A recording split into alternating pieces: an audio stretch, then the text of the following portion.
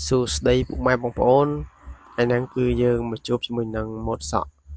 ទៀតហើយនៅក្នុងវីដេអូរបស់ admin ដែលជាវីដេអូមួយដែលទាក់ទងជាមួយនឹងការ review ម៉ូតសក់ថ្មីឬក៏ម៉ូតសក់តាមប្រទេសបើជាដំបូងហ្នឹងគឺកុំភ្លេចផ្ដល់កម្លាំងចិត្តមុននឹងឃើញវីដេអូរបស់ខ្ញុំបាទហ្នឹងកុំភ្លេចមើលចាប់ណាបាទហ្នឹងគឺជាការផ្ដល់កម្លាំងចិត្តឲ្យខ្ញុំទេនៅពេលដែលទស្សនាវីដេអូរបស់ admin ចប់ហើយកុំភ្លេចជួយ like ហើយ comment ហើយនឹងជួយ share ហើយកុំភ្លេចជួយ follow page ម្នាក់មួយផងបាទដើម្បីផ្ដល់កម្លាំងចិត្តឲ្យ admin សម្រាប់ម៉ូតសក់ថ្ងៃហ្នឹងគឺជាម៉ូតសក់មួយដែលបាទ admin ដកស្រង់ចេញមកពីតាមប្រទេសទៀតហើយបាទពុកម៉ែបងប្អូនបាទគឺមានសារៈសំខាន់មែនទែនណាម៉ូតសក់ទាំងអស់នេះដែល admin នាំយកមកណាជាសក់មួយឬក៏ម៉ូតសក់មួយដែលយើងមើលទៅគឺយើងអាចបានន័យថាយើងមើលទៅគឺយើងអាចយកអ្វីដែលថ្មីឬក៏បទពិសោធន៍ដែលថ្មីដែលយើងអត់ធ្លាប់មានឬក៏technique ដែលថ្មីtechnique ដែលល្អដែលយើងអត់ធ្លាប់យកមកប្រើនៅពេលដែលយើងឃើញវីដេអូរបស់ admin ហើយអាចយកបាទសូមអធិស្ឋានបាទនិយាយជាមិត្តអាចយកវាមកប្រើបាននៅចំណុចណាដែលយើងខ្វះខាតជាពិសេសដូចជាងដូចជារូបខ្ញុំជាដើមគឺខ្ញុំតែងតែមើលបាទដើម្បីយកអ្វីដែលថ្មីមកធ្វើការច្នៃប្រឌិតឬក៏បាទយើងអនុវត្តទៅវាស្អាតយើងក៏អនុវត្តវាបន្តណាបើមិនជាយើងមើលទៅកន្លែងណាវាខ្វះខាតអត់ស្អាតយើងក៏បាច់យកវាទេហ្នឹងហើយវីដេអូគឺអត់មានអីទេយើងគ្រាន់តែយកមក review សម្រាប់ចែកចាយឲ្យពុកម៉ែបងប្អូនក៏ទស្សនាហើយនឹងបានស្គាល់ទម្រង់សក់ហ្នឹងឯងអូខេឥឡូវយើងតាមដានជាមួយនឹងខ្ញុំបាទទាំងអស់គ្នាបាទនៅក្នុងវីដេអូរបស់ខ្ញុំបាទនៅក្នុងការ review នេះណានៅក្នុង page របស់ខ្ញុំបាទផ្ទាល់តែម្ដង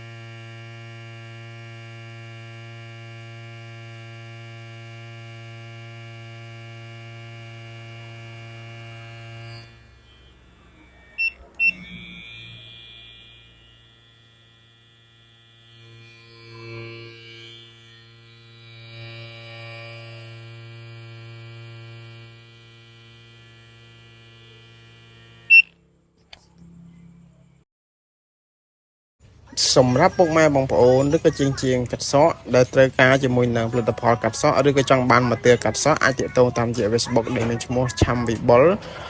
បាទឬក៏លេខទូរស័ព្ទដែលមានដាក់នៅខាងក្នុងវីដេអូ066 9398 19បាទគឺមានការទទួលខុសត្រូវនិងមានទំនួលខុសត្រូវខ្ពស់រាល់ឧបករណ៍ឬក៏ផលិតផលដែលទិញពីខាងខ្ញុំបាទទៅគឺមានការធានាត្រឹមត្រូវបាទសម្រាប់ពុកម៉ែបងប្អូនដែលចាប់អារម្មណ៍កុំភ្លេចទាក់ទងតាមរយៈលេខទូរស័ព្ទ066 9398 19បាទ